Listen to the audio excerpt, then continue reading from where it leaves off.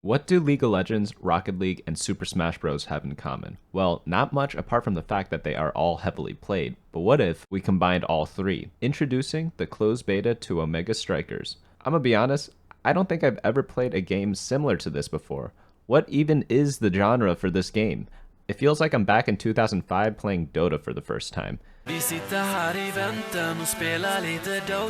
If you're too young to even know what Dota is the game League of Legends is based on, but back then we did not have many genres in gaming, so we didn't even know what to call that at the time either.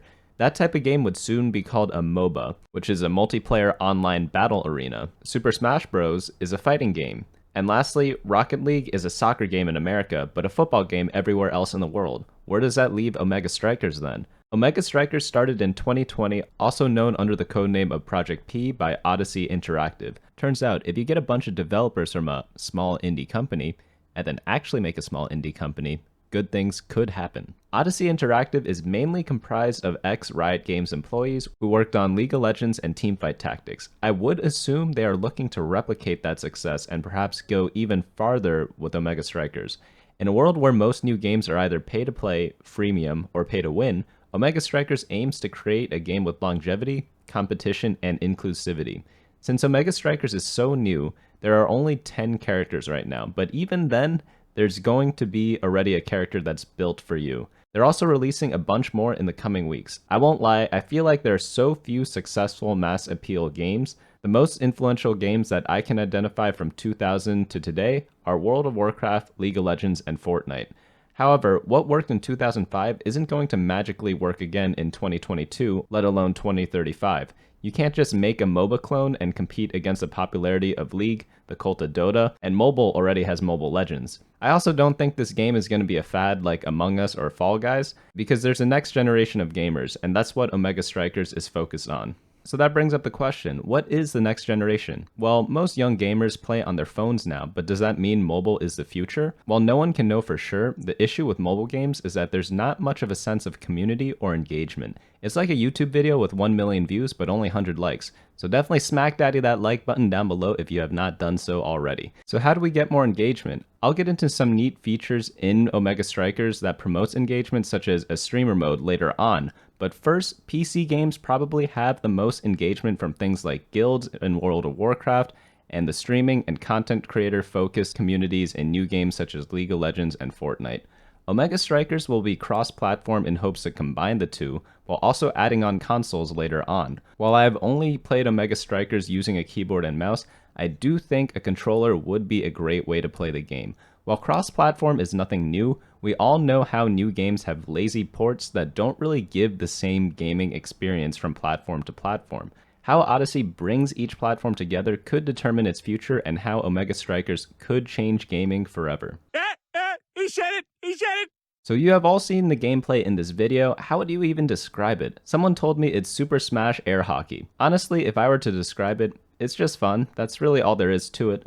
Sometimes the best approach is just to make a good game. Here's how I know. Many games have to pay influencers to promote their game, and since I've done many of these deals before, all I can say is that I am 99% sure these games spend more money on advertising than they do actually making the game. In the case of Omega Strikers, as far as I know, many creators, including myself, are just testing it out and playing it because it's fun.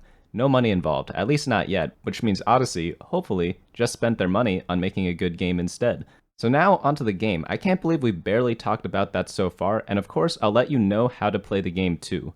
First, for streaming. If you are shy, you could turn on streamer mode, which hides your name, which avoids stream sniping and target griefing. This is something that not a lot of people will actually deal with, but it's nice to go into a stream and not have that issue come up. If you believe the world revolves around you and everyone else is an NPC, you can also do the exact opposite and get your account verified and have a checkmark show up next to your name, similar to how it is on Twitter and other platforms.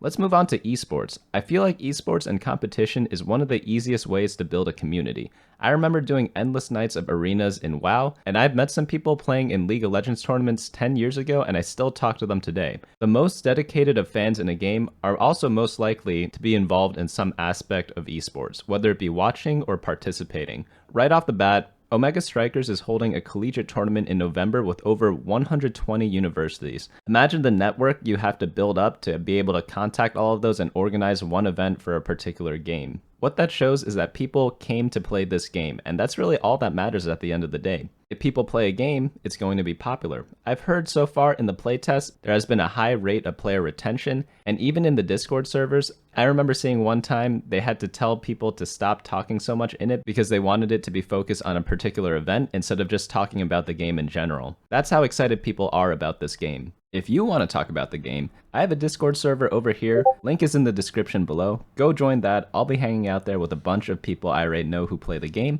so definitely check that out too. They're also holding a creator versus event where creators whose communities have the most wins gets 1% of the revenue from season 1. So everyone in a community can be active to achieve the same goal. Hopefully you guys would be able to join my team as well. Maybe we win, who knows? In terms of competitiveness, this game has a very high skill ceiling. You will not become a master of the game without a lot of playtime, but that doesn't stop you from having fun because it also has a pretty low skill floor. I've already played the game with a bunch of my friends and we're all different skill levels so far, but that did not stop us from having a great time.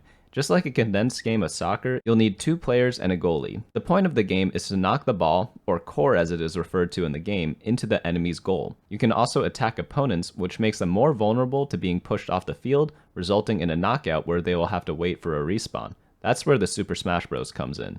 Now for the league part, each character has 4 abilities. A default kick, which you can use to redirect the ball in a direction. Then you have a primary and secondary ability, followed by an ultimate ability. Typically, the ultimate ability has a longer cooldown, but yields very powerful results. You can also specialize and customize your character exactly to your liking by using a talent tree called trainings. Here I am using a champion named Luna, which is an explosive Pokemon, but I can train it using default settings or using my own. I have 2 that I like so far. One is focused on her range basic attack, the other is focused on her ultimate ability, boosting the damage and reducing the cooldown, which also changes how I play her in the game. So even though there are only 10 characters so far, each one has their own playstyle, and I'm guessing you'll need to adjust based on how you like to play and how your opponents are playing within the game. There are 9 other characters for the launch on September 16th, which is the day I'm posting this video, with more characters being introduced in the coming weeks. There's honestly so much more to cover, but what are your initial thoughts on the game? Closed beta is out right now, so you will need a key to play. Luckily for you guys, they gave me a bunch of keys, so go down to the description below to access Omega Strikers right now. All you need to do is click the link, log in with your Twitch, YouTube, Facebook, or email address, get the key on this page here, and then head on over to your Steam account, click Games up here, click Activate a Product on Steam, press Next and Agree, and then type in the code right here and then follow the prompts to finish. According to the playtest, again, they have already had a ton of people trying it out, so I really do believe this could be the next big game. In fact, their Discord server has over 6,000 members, and the closed beta isn't even released yet at the time I'm recording this. I guess that means that's enough of this video. Let's just go on and play.